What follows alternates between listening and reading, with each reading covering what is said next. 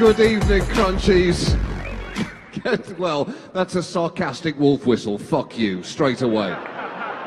Let's not start off with that kind of sarcastic tone. Thank you so much for being here. Thank you for having me. It is once again an honor to be in a room with such an illustrious group of high-functioning nerds. Thank you for having me, dweebs. And you've already let yourself down, nerds, because Spider-Man was just misquoted.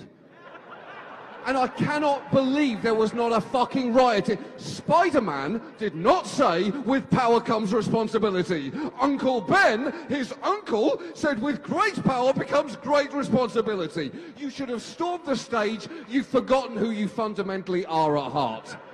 Success has changed you.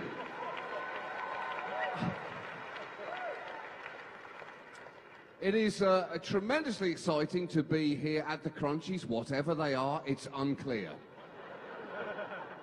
I was here 12 months ago hosting the Crunchies, and I couldn't really understand what the point of this was then. It's a year later, and I still fundamentally don't get it. My best guess seems to be it's a year, once a year, the tech industry can get together to celebrate and quietly criticize one another. It's like the Nobel Prizes being given out, if Nobel Prizes were given out in an atmosphere of high school bitchiness. Ew. Ew. You're giving it to him? Ew. So, that's how you all sound to me. Ew. So let's be positive. Let's keep the tone positive this evening. I know you have a tendency towards snark in this industry. I don't want to hear, there are no losers here tonight. Okay? Any nominee has done incredibly well to become a nominee. There are only winners here this evening. There are winners and people who fail to win. Okay, so if you don't win an award, you are not a loser, you are a failure. There is an important distinction there. Also, I don't get what is happening here. Why do you need an award ceremony in the tech industry? What more adulation do you already have almost all the money in the world. Why do you need awards as well after that? It is absolutely ridiculous. You're no longer the underdogs. It's very important that you realize that. You're not the scrappy people that people get behind. It used to be people who worked in the tech industry were emotional shut-ins who you could root for. Now those days are gone. You're pissing off an entire city, not just with what you do at work, but how you get to work. It's not easy to do that. I heard the latest design for your buses was to use tinted windows, but reverse with the tint on the inside. The reason being, look, I don't mind if the peasants see me, I would rather not see them.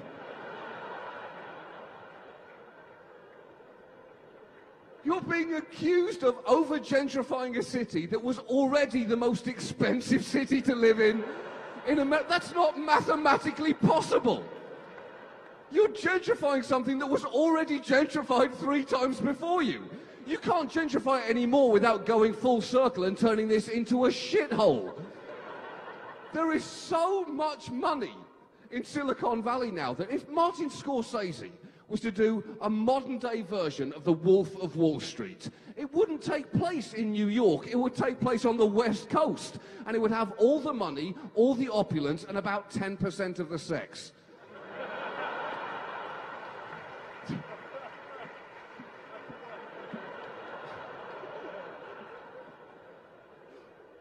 The tech industry has done some incredible things this year, however, and it's also forced people to say some amazing things. Look at the NSA technology, and thank you for providing that, by the way.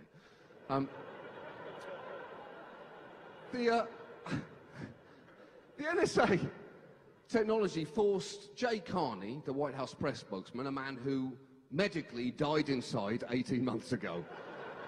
There's nothing, he's a husk of a man now. If you took an X-ray of Jay Carney, inside his chest there's just an ornate birdcage with a dead canary at the bottom of it. But he was asked a question a couple of months ago, and he said the most amazing thing regarding technology I've heard over the last 12 months. He was asked a question about the fact that we've been hacking the phones of, I believe, 18 world leaders, including Angela Merkel of Germany. And incidentally, I don't have a problem with that last one. Because ask yourself this, which is worse? Hacking the phone of a German leader, however dubiously, or not hacking the phone of a German leader? It was less than 100 years ago. That's all I'm saying. It was less than a century ago.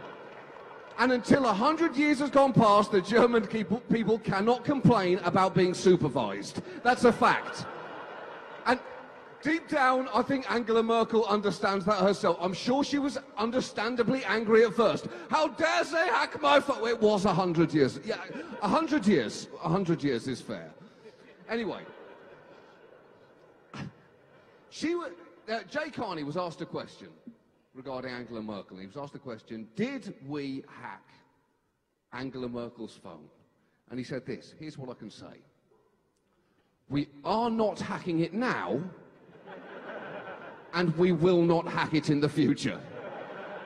To which you could feel the whole country going, well, I'm 2/3 reassured by that answer.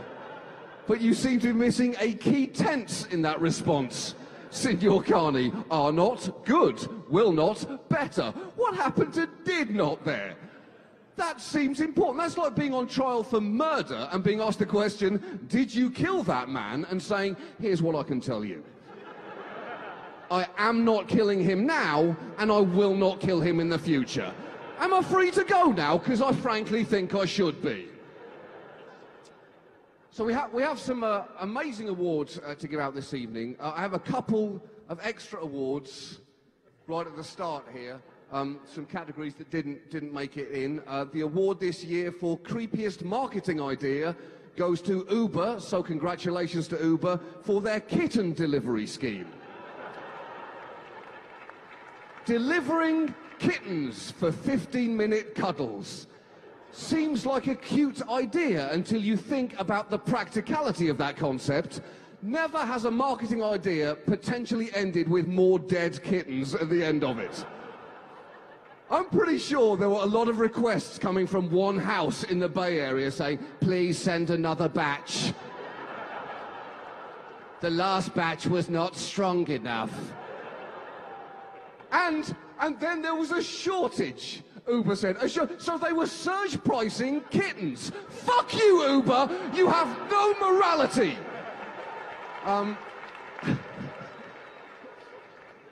The award for cartoon villain was hotly contested in San Francisco this year. It was a tie between Larry Ellison for cheating during the America's Cup. Cheating during a yacht race is cartoon villainy at its finest. He should have a handlebar moustache and a surgically attached monocle. And he would have been the runaway winner, was it not for Tom Perkins, of course, who chose to apologise for equating the 1% with German Jews during Kristallnacht by not apologising at all, and instead pointing out that his watch could buy him 6 Rolexes, like some kind of classless West Coast rapper.